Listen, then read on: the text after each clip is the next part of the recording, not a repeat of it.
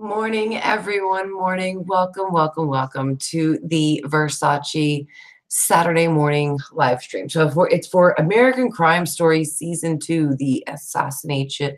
Blah. I'm sorry. I needed to set. The camera went live before I took a sip. The Assassination of Gianni Versace. So, or I hope I'm enunciating it right. It sounds like they're saying it Johnny when I hear it on the show, but I know it's like Gianni. So it's almost like it's obviously the combination of the two. So if I say it wrong during this live stream, please don't string me up and murder me. So as you guys know, your mother supreme, binged watched American Crime Story Versace last night, the first 5 episodes. And I'm so excited to report to you guys what I watched and what I saw. And let's go through this together. Let's kind of break down some of the scenes, some of the confusion. And let's stream and let's talk about this second season so far.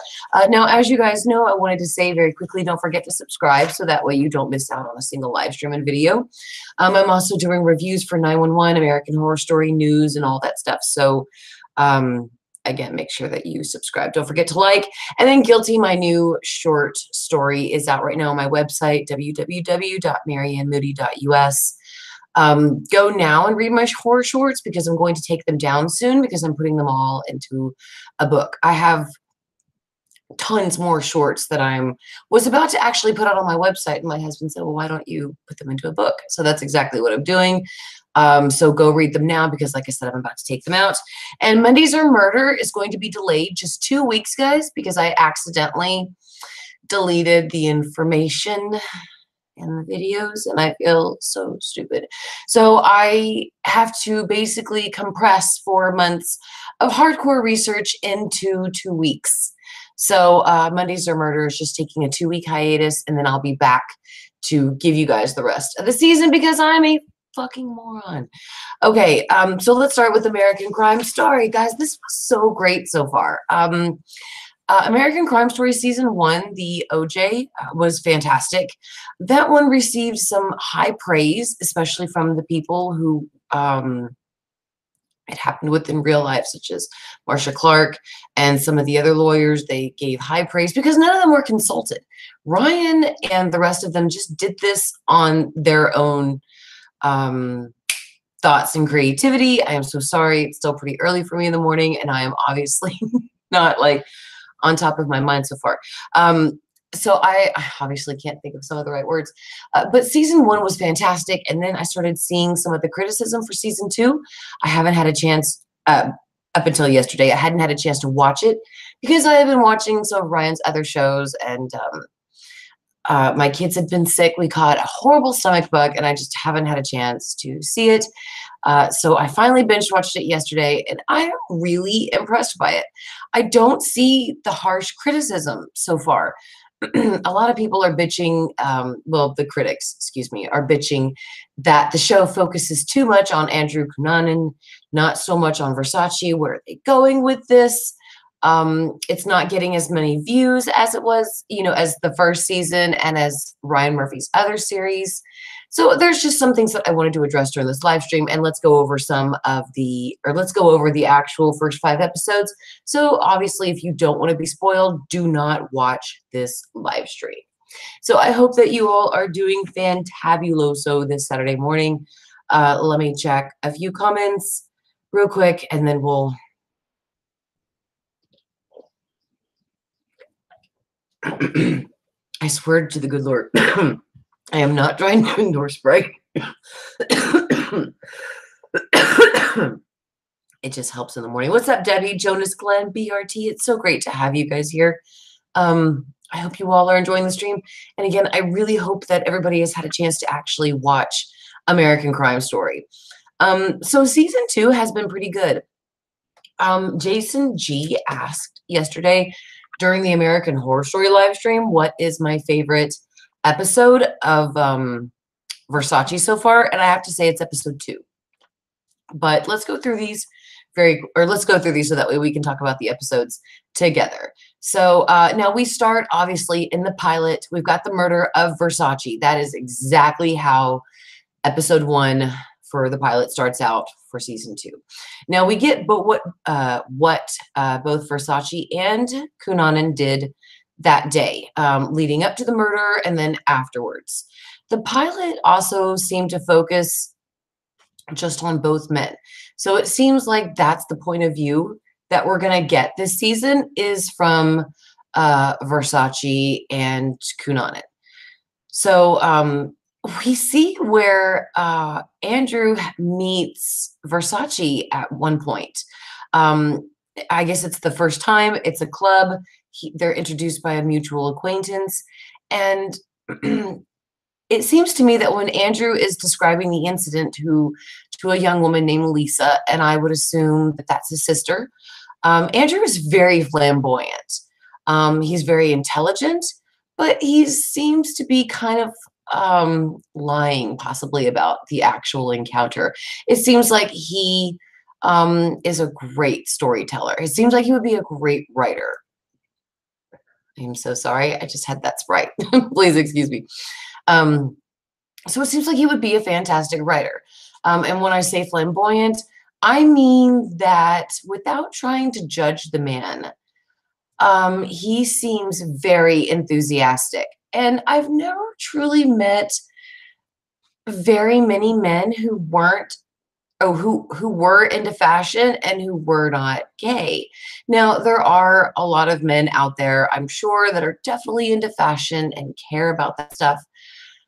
But I mean, let's just be straight up. Usually, those men are gay. I mean, the fashion market is a very non-straight male employment bracket. So there are actually a lot of men, I'm sure, who are in the fashion industry and who are not gay, obviously. But Andrew comes off to me, and the way that the show is giving off his vibe is that he is gay.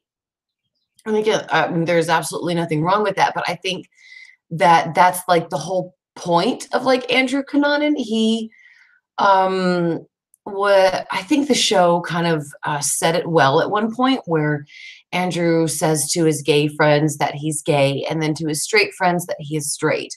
So the show is perceiving him to be a closet homosexual who is too scared to come out, which, you know, somebody who in the late 90s, I can absolutely atone to that. It really wasn't until the 2000s where it started to become okay well, actually, it really started to be the late 90s. But even though in the 90s, like in 97, it was still not very accepted. And you would hear horrible stories of kids telling their parents that they were gay, and their parents would literally kick them out and disown them. Where yet, you know, that was like the norm. And to be not normal is to accept your gay kid. I mean, I think there was one point in one of these episodes where, I mean, and it's just fantastic writing. I have to say that the writing is fantabuloso in the season 2 of American Crime Story. Because at one point, I believe during episode 5, Andrew Cunanan makes a great point in the episode that Jeff, who is, I guess, Jeff, I apologize. I don't really know. I wrote all this stuff down right here. Cheyenne Jackson headlines this episode 4 as Jeff Trail. Okay, so that was Andrew's first victim. Okay, so Jeff does an interview with a major media network, and he has to be cloaked in darkness because he's a gay man in the military. And I believe that's actually what the piece was called, was Gay Men in the Military. And the people who hate gays and who shame them of being in the military, they are not cloaked in darkness. They are right out in the light. Their names are prominent at the bottom of the screen. They have no anonymity. There's nothing to be shamed of to hate gay people back then. But Jeff, who does the interview, who is gay and who is the victim, has to be cloaked in darkness. And I just thought that that was a great metaphor put on there. That's basically sums up the whole show. And it's just really really sad that even in the 90s, when we were so progressive, especially with music and politics, it was such a progressive time for us in the US. But still, it wasn't for people such as homosexuals. And they still had to, even though they were the victim, they still had to be hid in darkness. Um, while yet those who hate and those who, you know, um, excuse me, Jeff. The whole point was that Jeff was saying in this episode, in this interview, that he saved a kid being basically beat to death because he was homosexual. But that kid has to basically hide in darkness and be sent away. What about the people that almost murdered that kid? They almost murdered somebody and nothing happened to them. And that is just so fucking sad that that is basically still our society. You know, you want to hang somebody from a tree from their color, nothing happens to you. But the people, you know, whose family were hung from that tree, they're the victims and they have to basically be run out of town. That is just so fucking sad. And I just think that that's why I love Ryan Murphy so much and his writers and his team, his creativity team, because they just really hit the nail on the head, or excuse me, hit the head of the nail when it comes to concerns and our own society and poking and looking at the bugs of our, you know, of our own American society and the flaws of our own complex. So, yeah, let me see what you guys are saying very quickly. Let me just take which I have accidentally removed. I'm so sorry, guys. If you said something, I think that it has actually removed it from the chat because it won't. I should have streamed from my phone today. I'm so sorry. Okay, now that I've gotten off on my tangent about that with the pilot, I apologize. I wrote notes to keep myself focused, and I can't even do that. I can't even stay on track. So let's see. BRT says he hasn't actually seen it yet. Oh yeah, Cheyenne Jackson. No, I'm so sorry. I wrote down Cheyenne Jackson when I really meant Fen Whitrock. I'm so sorry, Debbie. I think I was actually Instagramming yesterday, and I was looking at Cheyenne's Instagram. So I apologize. Cheyenne Jackson is Finn Whitrock. I'm so sorry, Debbie. Thank you so much for calling me out on that. I even wrote it down in my notes. That was Finn Whitrock, which he did. I was so sad to see that he only made it like one episode, but yeah, thank you so much, Debbie, for bringing that to my attention. I can't believe I wrote that down. BRT is saying that he thinks that Netflix is going to rock Scream Queens. We'll see if he brings that back. Glenn says John Stamos said in an interview that he heard whispers of the show's return in 2019. Oh my God, for Scream Queens. Glenn Murphy, you are a badass for posting that. Glenn says that the show was apparently supposed to return for season 3, but they decided not to because they are doing severe rewrites. Also, the show did amazing on streaming via Hulu and iTunes.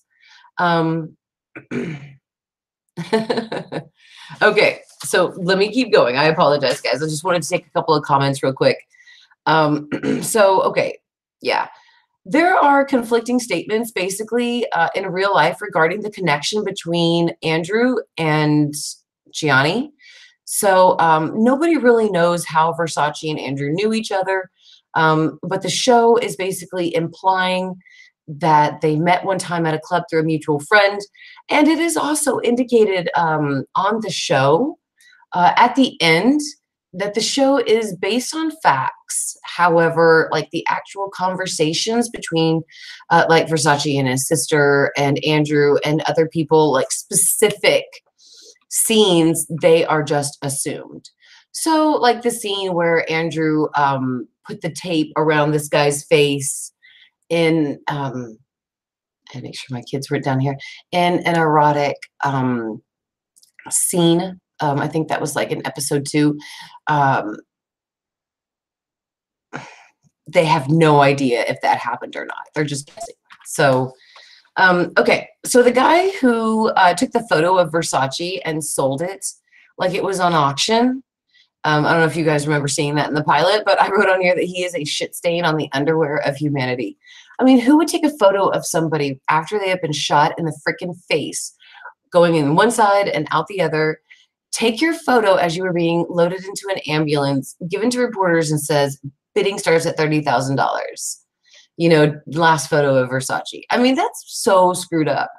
Anyway, that was really cool that they put that in there because, you know, it gives something for the audience to kind of get pissed at and to kind of, I guess, maybe have some humanity towards Versace if they didn't before the episode actually started. So I was really glad to see Dasha Polanco in this series. She was Dea Diaz from Orange is the New Black.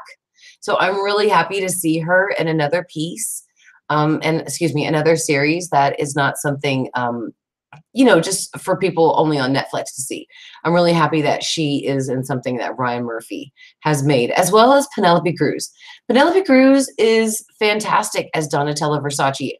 I barely freaking recognize Penelope Cruz as herself. She's gone through such a physical transformation. What's up, Kristen Kelly? Great to have you. She's gone through such a physical transformation that I think it's fantastic. She has done wonderfully, and I love seeing Penelope as Donatella. Now, Ricky Martin is simply stunning as Versace's lover and his partner, which the show is implying that Ricky Martin, I'm so sorry, I forgot to write down, I guess, his name. I apologize. I guess I could just Google it right here, but we're just going to call him Ricky Martin for right now. But he's the one that basically loves Versace and Versace loves him. Like they were going to get married, or excuse me. I'm sure if marriage was legal for everybody back in the 90s, they would have probably gotten married instead of having to wait like another 20 years in order to get married. But Ricky Martin is fantastic. I mean, he's been really fantastic in this series. It's really great to see him in something such as this, something as fucked up as Ryan Murphy's World. So I'm really looking forward to seeing more of him. He's just been kind of like in the background. Him and Donatella do not get along because Donatella is not gay. And I guess the show is sort of implying that she accepts that her brother, Gianni, was gay, but it didn't mean that she didn't like it, you know? So anyway, that's from what I got from it. The pilot basically gave us a sense of the actual characters and the situation surrounding the murder and how Donatella basically dealt with the company after Gianni's death. Which, you know, for me in 97, that summer, I had just graduated high school and I literally started college 2 days after I graduated high school. So I was already full swing into college. And like a month and a half after Versace died, Princess Diana was murdered. So, you know, that was just a huge shock for me that summer. I really wasn't too much into Versace, but the whole thing, I knew who he was. I knew he was a huge fashion designer. And the thing is that why would you murder Gianni Versace? I mean, that was just so screwed up. So I never really took interest on how Versace's company continued to live on. You know, it's been 20 years since his death, and his company is still thriving just as well as it did as when he was alive. Because I don't know about you guys, but Versace is even bigger and better. See, I shouldn't say better, but it's even bigger than what it was when he died in 97. So, you know, you have to give it to Donatella that she has obviously made the right choices despite her horrible grief of losing her only family member because their parents were dead and it was just those two.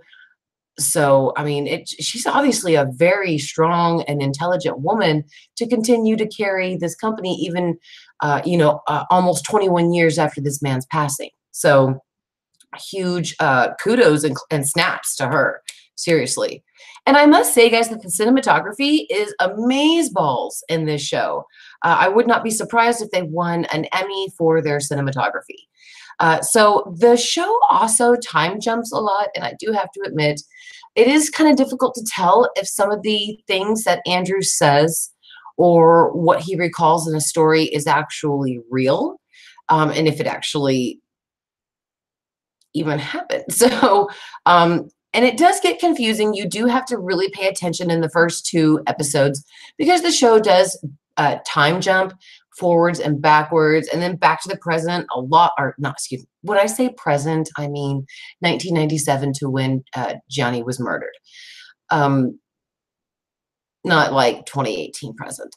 So it really does jump. You do need to focus on it. And in fact, I would like to go back and watch the show, obviously, again, just to make sure that I did kind of catch everything. And I do apologize, guys, that there are probably things that I missed. So if I did, I apologize. And if you could bring them up in the comments, I would greatly appreciate it. So episode 2 captures basically the mind frame and the narcissism behind the person that Andrew Cunanan presented to society. It shows us the work behind Versace's creations, his his mentality, and his creativity process. There was one scene where Versace told his sister that he wanted to basically end the show with a bride, and she was like, "Ugh, of course, what a cliche." And he says, no, I want this to be a bride, who has been married many times before. But this is the man who equals her wildness, her passions, her love. This is a man who lights her fire and is her true equal. And that was just such a beautiful writing moment where I really think that the writers do deserve an Emmy as well for this show. Because I think that just perfectly encapsulated Versace, his creativity, and what just just how brilliant he was. So I just thought that was a really great scene.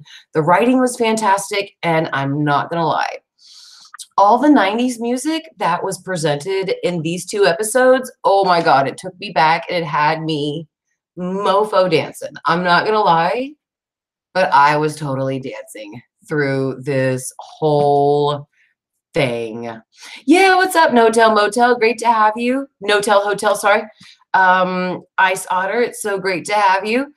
Don't forget, guys, if you're not already, click the subscribe button and the like button. I greatly appreciate it. Now, in episode 3, Judith Light, an icon from the 80s for me. She actually opens episode 3. I'm so glad to see Judith Light in the Ryan Murphy universe. Oh my God. It's like Ryan Murphy can find beautiful gold shining stars that are still beautiful and brilliant in this universe and bring them down. Just give them a little polish, put them on his set, and boom, society, it's like, everybody's like, oh my God, I fucking love you. Where the hell have you been? I'm so glad that, she's here. So absolutely. So her husband is murdered. And this is Lee, the big major guy in Chicago, I think the third victim.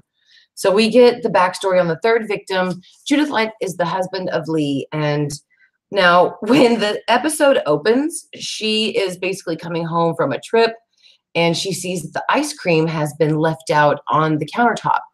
And that's when she stops, and she backs away out of the house, and she's really scared. And, dude, if I would have walked into my house and there was ice cream, good Dreyer's ice cream set up on the countertop, my first inclination wouldn't have been, oh my God, something is wrong. Where's my husband? I need to call 911. No, I would have been like, Blake, what the hell are you doing? You're wasting good ice cream. Put it back in the freezer. Kudos to that woman for thinking, oh my God, something's wrong, just by seeing like an open vat of ice cream, because I would have been so pissed if my husband would have left open a thing of Breyer's chocolate ice cream. I mean, am I the only one? Seriously, am I the only one? Anyway, let me get back to this. Anyways, we see flashbacks to Lee's marriage with Judith Light and how Andrew basically intertwines with it. Supposedly, Andrew was a gay escort for men, and that's how Lee, I guess, had met him as a gay escort. Lee had met Andrew because Andrew was the gay escort. Now, guys, here is a tip from Mother Supreme, okay? Do not ever let some motherfucker duct tape your face. Ever. I don't give a shit what kind of game you are playing here or how old you are. Don't you ever do that. And here's another great tip. Duct tape comes off easily with water. If anybody ever duct tapes your face, just wait till they turn their back, stick your tongue out, lick the duct tape, and it will come right off. Easy. Don't ever let anybody duct tape your face. I'm serious. I think Andrew did that to 3 separate people in this episode, and I'm just screaming at the TV. What the hell are you doing? Do not let this guy duct tape your face. I mean, seriously. And thank you, BRT. You never waste ice cream. Straight up. I mean, you just don't do that. It should literally be a law. It's my Valley Girl way of saying it. Anyway, it was a fabulous episode 3, and Judith was absolutely superb, and I was really happy again to see her in the Ryan Murphy universe. So episode 4 and 5 were really fantastic as well. Again, our guy Finn Whitrock headlines the opening of this episode and is immediately killed before the opening credits roll. Very Hitchcock, guys. Very Hitchcock. I've only known one other director or writer to actually kill off their main character in the first opening of everything, and only Hitchcock has ever really had the balls to do that. And now we have Ryan who's doing the same thing because, I mean, that was it. That's all we really got of Finn halfway through the episode. And then after the second half is finally when we get more of Finn portraying Jeff Trail, who again was Andrew's first victim. Now, episode 4 covers Finn's struggle as a gay man, and it speculates Andrew's relationship with Jeff and David, who were his first and second victims. And again, it's not factual, but this is just American Crime Story speculating how Andrew met his first 2 victims and how their murders came about. Now, Andrew supposedly meets Jeff, who is Finn, at a gay bar. And this is where Andrew really makes a good point in the episode that Jeff does the interview has to be covered in darkness because he's a gay man in the military, or yet those who shame or try to humiliate gay people don't have to hide their identity and are not cloaked in darkness. It's just a very super fucked up fact. I love how Ryan and his creative team highlighted that. And basically, the episode 4 and 5 highlight the struggles and basically the life and death struggles of gay men and women beautifully, because a lot of people don't realize that, you know, if you're gay, especially before like 2005, even still, even nowadays, where yet it is illegal in some countries even to be gay, it is death. And I just cannot understand why that would just be logical to kill somebody for just being who they are. I mean, that's just insane. But again, you see this as mostly a male crime, where yet males and their masculinity are threatened and they have to murder. You know, you don't see women going out there and really creating hate crimes. It's more, unfortunately, of a male statistical thing. It's just very sad, but I just really think that American Crime Story highlights it beautifully.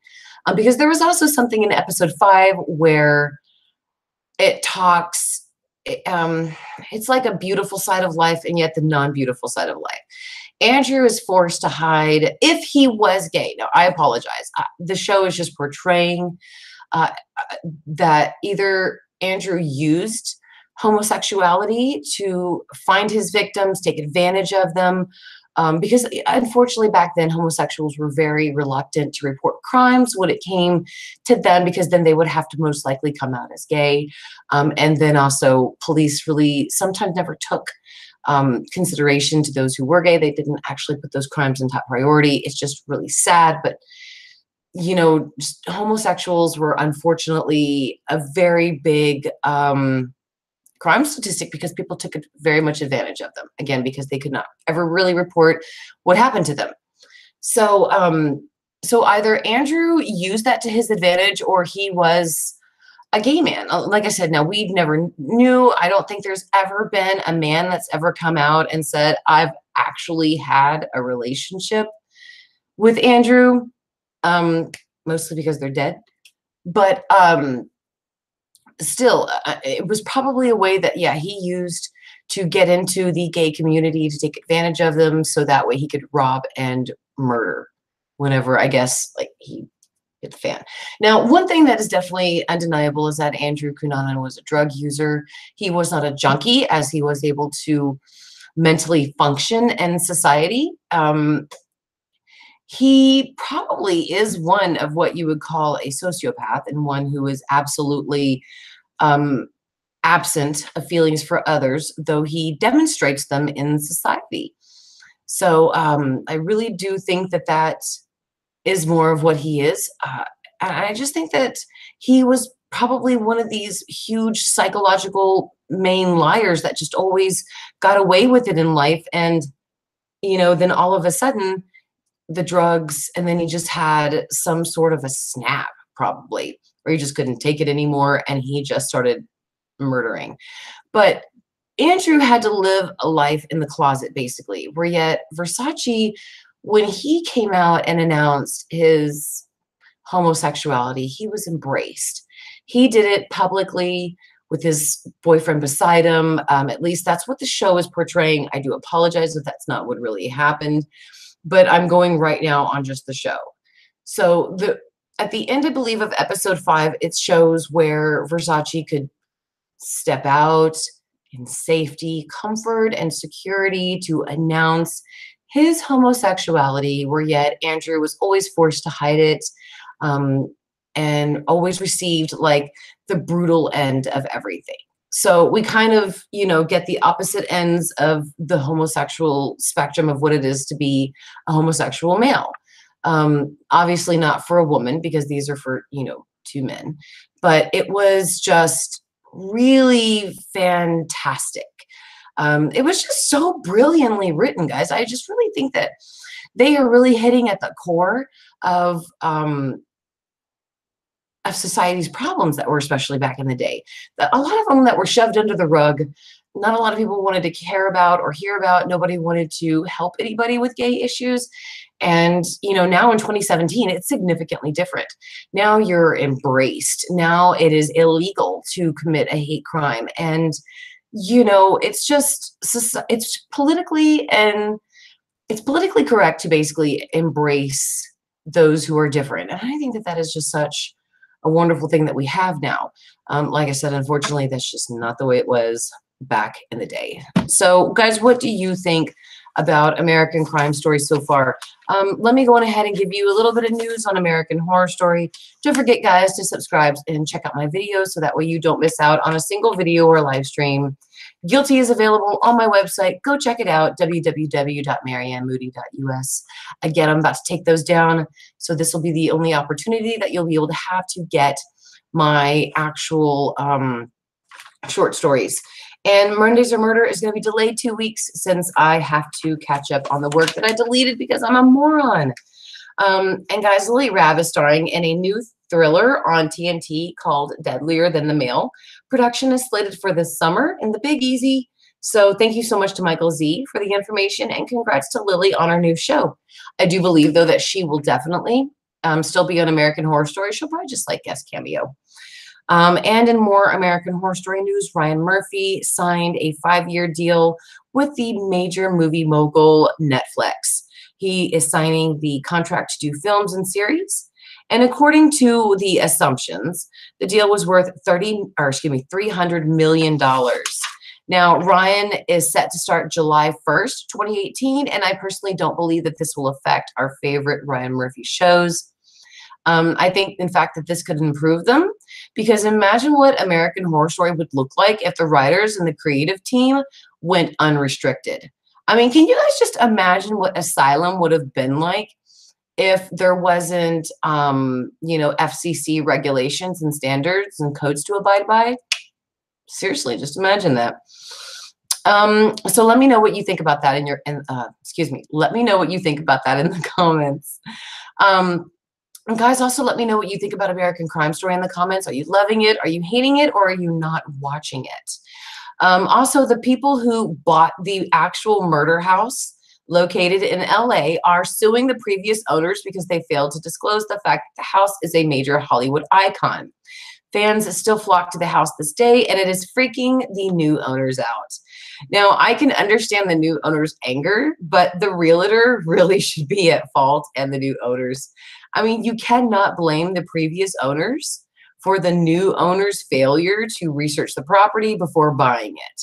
I mean, that house was probably over $1 million. If you're going to spend over $1 million on a house, you want to Google the address. That's it. I mean, and come on, and who didn't watch Buffy the Vampire Slayer? I mean, I didn't, but you know, still, a lot of you youngins did. So, I mean, come on, that house is major. So, I don't know. That house, it was 2011, the last time the house was used for murder house. I mean, come on, that has been that's been like 7 years ago. You cannot blame the old owners for something like that. That's just ridiculous. All right, guys. So if you would like a shout out, go on ahead and put them into the comments.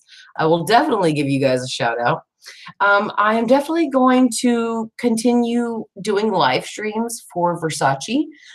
Probably what I will do is after episodes 6, 7, 8, 9, 10, I'll do another live stream and then do a final live stream to wrap up all of the episodes. I am actually doing episode reviews for 911, which is Ryan Murphy's new show about fire rescue team, which I love it. I love it so much. I am very much obsessed with it. So I'm doing review by review episodes, and I'm so like, I seriously cannot get my verbiage right out of my mouth this morning. I am so sorry, guys, if I sound completely uneducated. So tired this morning. It's been a very long week, or 2 weeks for us.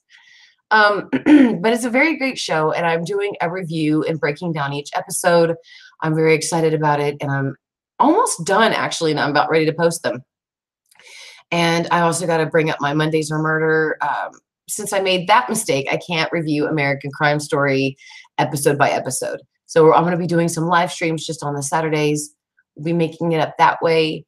And because I just think it's a really good show, and I love the writing. I love the cinematography. I think Ryan Murphy is just brilliant. And I think that any way that we can support him so that way he can get more $300 million deals, we should just do, because he's brilliant and I want to see more of his work. So guys, I love you all so much. Huge, huge, huge shout out to Glenn and my cool admins that are here, BRT and Alicia. Jonas was here a little while ago. Jonas, thank you so much for stopping by. Shout out to Casey, Maisie, Tammy, Jonas, Danny, Reese, and all of my patrons. Thank you guys again for being here and for watching. I really appreciate it. Again, this was just a fantastic show. I'm definitely looking forward to watching it. I don't know exactly what day it comes on. I think it's Wednesday. I'm not sure, but that's when I watch the 911 show, and Wednesdays are always kind of terrible because I'm trying to get back onto my Wednesday live stream with my patrons, and then I'm trying to research my Mondays Are Murder again and just all this stuff. So thank you all so much for being so patient and so sweet. But I love you all so much. Thank you so much for being here and watching this live stream. Again, this is just American Crime Story is just a really great show. It's really bringing up some fantastic issues and bringing to light certain issues that have been long swept under the rug and that need to be addressed. So thank you so much, Ryan Murphy and American Crime Story. Great show. And thank you all so much to everybody who is watching. I really appreciate you guys. I will be back probably soon to live stream again. I'll be back also posting my Mondays Are Murder and the reviews of 911, news for American Horror Story, and all that stuff. So it was so great having you guys here. Thank you so much for watching, and I will see you guys again during the next stream.